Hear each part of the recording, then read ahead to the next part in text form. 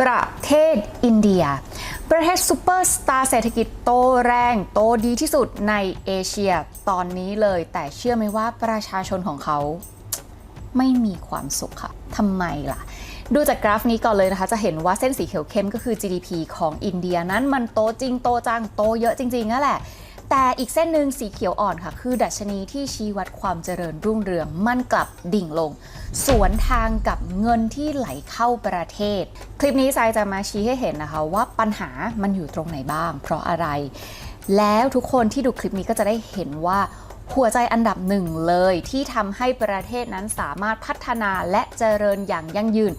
ได้หรือไม่ได้คืออะไรขอบคุณทุกคนมากเลยนะคะที่ติดตามช่อง Sai Money Monster ค่ะถ้าเกิดว่าใครอยากจะสนับสนุนทำการบ้านข้อมูลของวิดีโอคลิปนี้อินเดียเศรษฐกิจโตดีแต่ทำไมคนไม่มีความสุขก็สนับสนุนได้เลยนะคะผ่าน QR Code นี้ค่ะแต่ถ้าเกิดว่าใครไม่ได้สะดวกที่จะสแกนแค่ดูให้จบแค่นี้ก็ดีใจมากแล้วค่ะประเทศอินเดียเนี่ยติดอันดับประเทศที่มีความสุขที่สุดเป็นอันดับ17ของโลกเฮ้ยยังไงนะเมื่อกี้บอกว่าไม่มีความสุขใช่ติดอันดับที่17นับจากข้างล่างขึ้นมาค่ะ World Happiness Report นะคะทำรายงานประเทศที่มีความสุขในโลกเนี่ยจากจำนวน143ประเทศอินเดียได้อันดับที่126ก็คือเป็นประเทศที่เรียกว่ามีความสุขน้อยกว่าอย่างแบบอิรักหรือว่าเอธิโอเปียที่ว่าจนมากๆอีกนะแล้วทำไมประเทศอินเดียที่เศรษฐกิจโตแรงที่สุดในเอเชียตอนนี้ประชากรเยอะที่สุดในโลกนะเกิน 1,400 ล้านคนไปแล้วGDP ก็โตแรงถึง 6.7% ซึ่งมัน Amazing มากเพราะว่าขนาดจีนอยากจะทำได้ 5% เขายังทำได้ยากเลยแล้วดูจากชาร์ตนี้จะเห็นว่ากำไรในตลาดหุ้นของอินเดียก็คือเยอะที่สุดในเอเชียแล้ว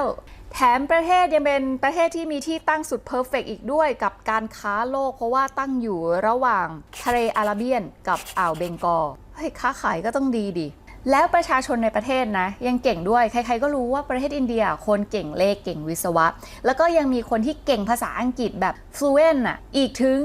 128ล้านคน Speak in English แล้วไม่ต้องพูดถึงทรัพยากรประเทศอินเดียเป็นประเทศที่เหมาะกับการเพาะปลูกทางการเกษตรแบบ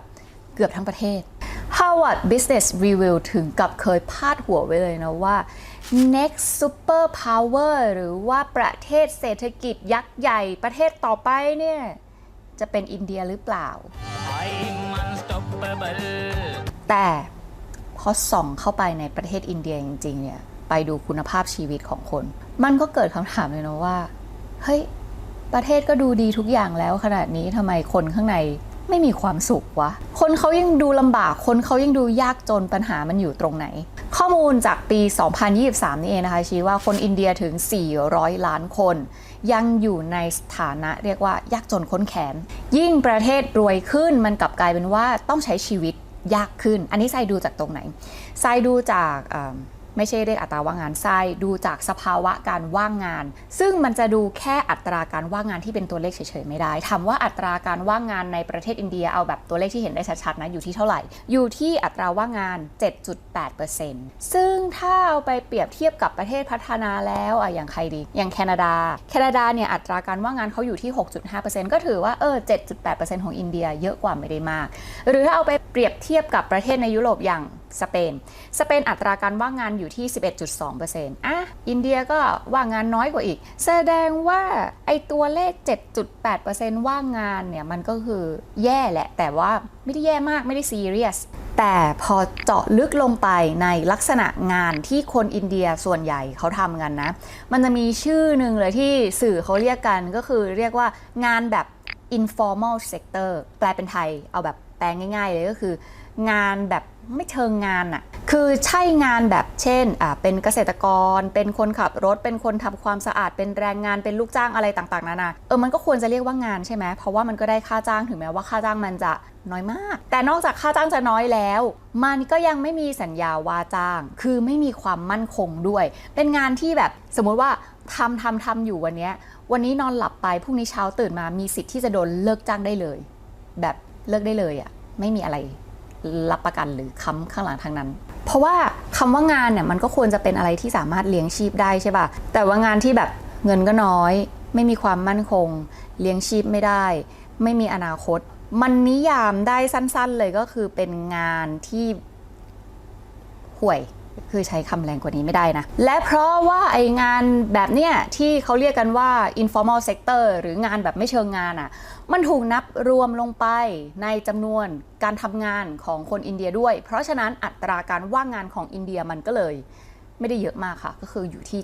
7.8% อีกส่วนสำคัญเลยที่ประเทศอินเดียมีไม่เหมือนใครก็คือเรื่องวรรณะค่ะซึ่งถ้าว่ากันตามหลักการแล้วตามกฎหมายเนี่ยเรื่องของวรรณะในประเทศอินเดียเนี่ยมันเลิกตามกฎหมายไปเรียบร้อยแล้วตั้งแต่อินเดียได้เอกราชมาจากอังกฤษนะแต่ถามว่าตามหลักปฏิบัติเนี่ยเรื่องวรรณะมันยังอยู่ไหมยังอยู่แล้วก็ยังปฏิบัติกันแบบค่อนข้างซีเรียสด้วยเพราะว่าเวลาที่จะต้องสมัครงานในตำแหน่งสำคัญหลายๆที่เนี่ยเขายังต้องการให้คนสมัคร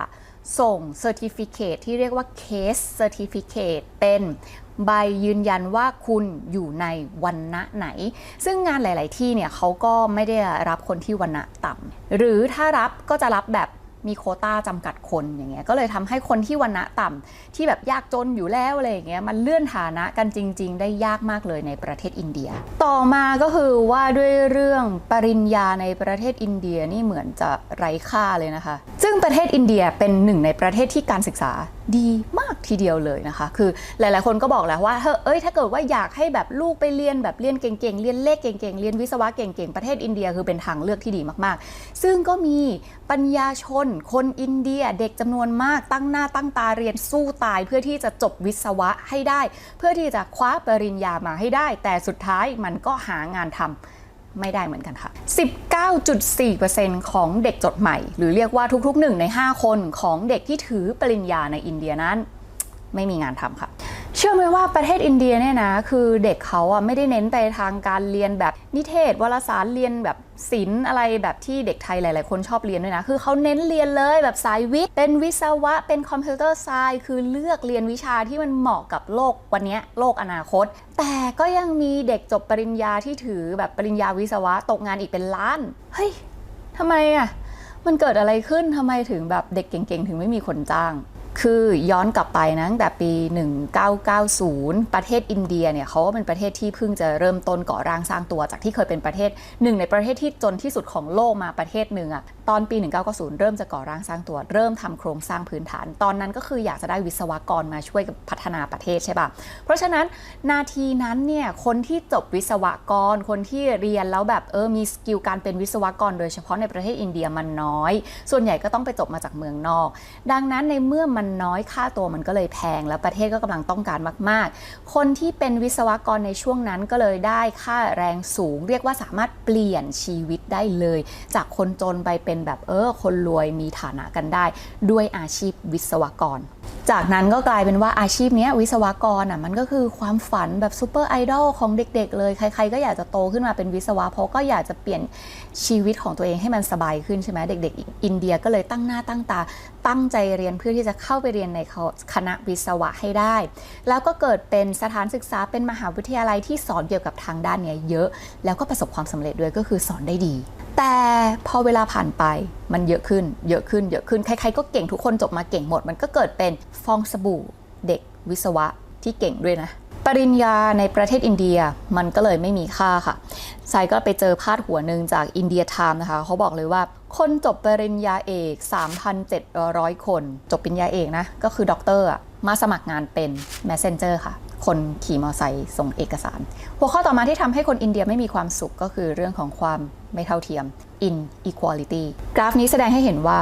คนรวยระดับ 10% ของประเทศอินเดียกินเงินส่วนแบ่งรายได้ของประเทศไปแล้วทั้งหมด 50% ในขณะที่คนจนซึ่งเป็นคนส่วนใหญ่ของประเทศนั้นได้ส่วนแบ่งรายได้ที่ในประเทศนะแค่ 10% แล้วเทรนด์ก็คือชัดเจนมากว่าคนยิ่งรวยก็ยิ่งรวยขึ้นไปอีกคนจนก็ยิ่งจนลงไปอีกความ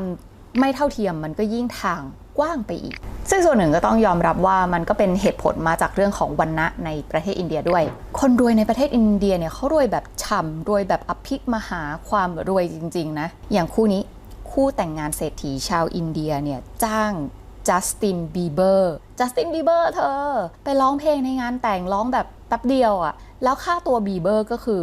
ไม่ต่ำกว่า$10 ล้านสหรัฐนะครับ Baby, baby, baby, oh, like ความไม่เท่าเทียมที่สูงมากๆเนี่ยแหละคือหนึ่งในความเสี่ยงของความเจริญของประเทศอินเดียค่ะมันสร้างความแตกแยกมันเป็นไปได้ว่าสิ่งเนี้ยมันจะก่อให้เกิดความขัดแย้งและความรุนแรงขึ้นในประเทศแปลว่าถ้าประเทศอินเดีย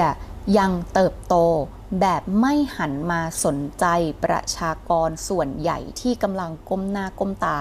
ลำบากกันอยู่นั้นตรงนี้แหละคือความเสี่ยงหลักในการเติบโตของประเทศอินเดียและถ้าเกิดว่าใครดูช่อง Money Monster มาหลายๆคลิปก็คงจะเข้าใจกันดีแล้วว่าประชาชนคือหัวใจสำคัญอันดับหนึ่งเลยในการพัฒนาประเทศเป็นตัวชี้วัดเลยว่าประเทศนี้จะเจริญได้อย่างยั่งยืน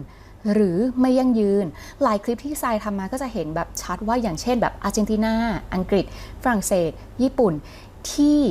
มันมีช่วงเวลาหนึ่งที่เขาละเลยไม่ได้สนใจว่าประชาชนกลุ่มใหญ่ในประเทศเนี่ยกำลังไม่มีความสุขนะประเทศไหนที่ปล่อยให้ประชาชนกลุ่มใหญ่อมทุกข์มันก็เจริญจริงๆไม่ได้สักประเทศเดียวหรอกค่ะ